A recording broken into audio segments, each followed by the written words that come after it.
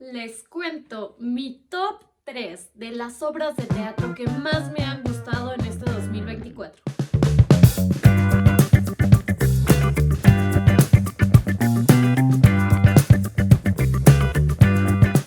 Mis queridos solecitos, bienvenidos a mi canal. Soy Cristal Valenzuela y en este video vamos a hablar de esas 3 obras que más me impactaron en este 2024. Les iré narrando y contando de cada una de estas tal cual las fui viendo. Así que vamos para allá. La primera es Achadourus, del colectivo Criadourus. Esta obra de teatro la vi en el cuarto encuentro internacional de artes escénicas para los primeros años en Tijuana, Baja California, México. Esta obra es de un colectivo brasileño y me pareció fantástica. Hay muchas cosas muy interesantes de este proyecto. La exploración de la materia y la materialidad. Este colectivo logró transformar un objeto tan sencillo y tan simple como una bolsa de plástico en múltiples formas. En un pez, en una gallina, en un perro, en un conejo y en otras muchas más formas. Era maravilloso ver cómo las actrices manipulaban este objeto y lograban hacernos comprender exactamente qué es lo que era. Se ayudaban de las composiciones vocales para construir esos personajes y esos universos que eran maravillosos. En algún momento estuvimos en una granja y en otro estuvimos en un océano y era impresionante verles. En esta ocasión, la iluminación era sutil y cambiaba de esos tonos fríos, azules, a tonos cálidos. Y la transición no era brusca, sino que iba acompañada de las mismas acciones. Y finalmente, la gama de colores. La gama de colores era muy tenue, muy suave, quizá, y esa suavidad en el color nos hacía acompañar el movimiento de las actrices y direccionarla a lo que tenía el foco de atención en ese momento.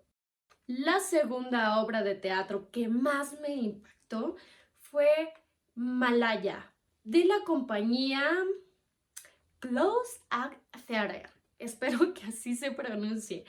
Bueno, este espectáculo lo vi en el Festival Internacional de Teatro de Calle en su versión número 21. Malaya es un espectáculo de teatro diseñado para los espacios al aire libre. Esta obra me llamó la atención por su gran formato. En esa ocasión estaba yo como espectadora a la expectativa de lo que iba a suceder. Y a mi lado derecho surgieron personajes en zancos súper enormes, parecían un tanto extraterrestres y a la vez animalescos. No sabíamos exactamente qué tipo de personaje era, sino que nos daba a la imaginación lo que podía hacer ese personaje.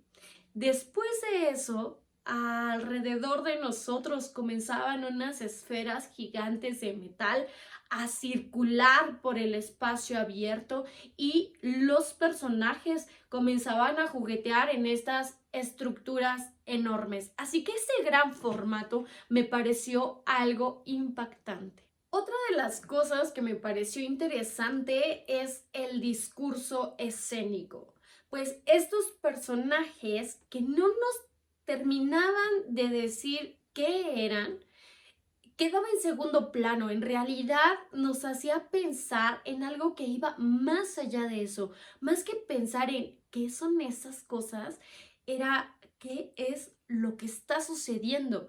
Pues se creaba un universo onírico que nos llevaba a imaginar infinidad de posibilidades de lo que podían ser esos personajes en una situación en la que el conflicto era lo que estaba llevando las acciones físicas. La siguiente tiene que ver con aquellos dispositivos escénicos que este colectivo, esta compañía diseñó para tener el control del público.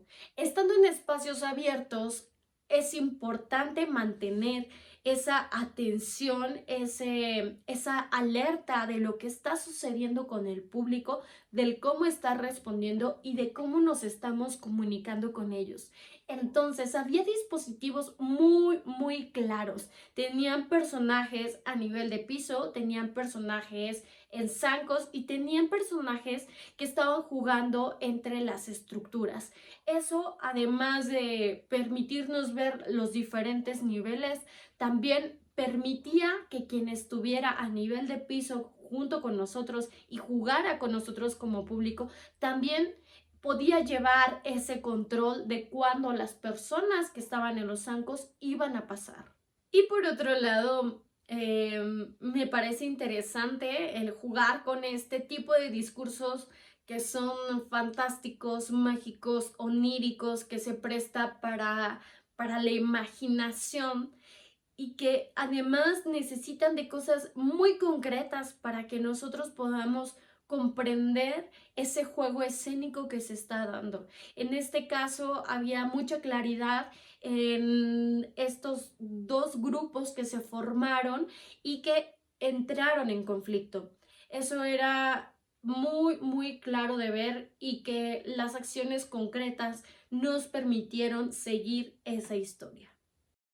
Y aquí llegamos a la tercera y última obra que más captó mi atención y es Lola, receta para cocinar una despedida de Radio Gorila. Esta obra la vi en la Muestra Nacional de Teatro que se llevó a cabo en Baja California Sur, en La Paz. Lo primero que llamó mi atención en este espectáculo fue que todos los integrantes son familia. Se conformó de cuatro personajes, mamá, papá, hijo, hija. El dispositivo escénico de este proyecto nos permitía la proximidad con las y los actores.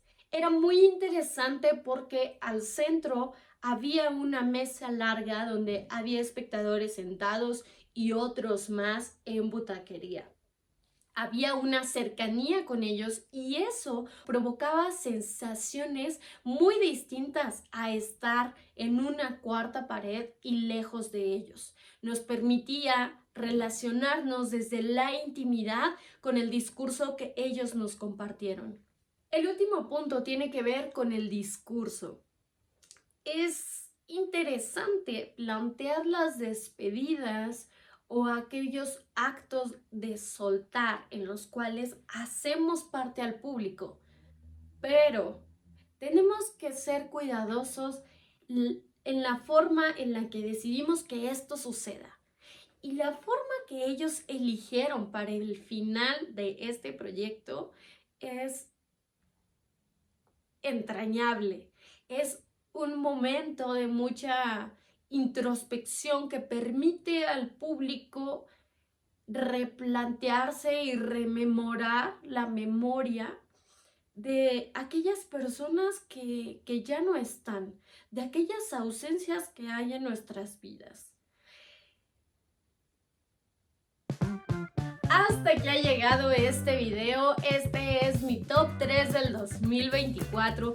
Si tú viste alguna de estas obras que mencioné y tienes algo que sumar, que agregar o incluso una opinión diferente a la mía, déjalo en los comentarios, que me gustaría escucharte y saber de lo que ha pasado contigo como espectador o espectadora. Nos vemos en el próximo video. Beso, beso. Adiós.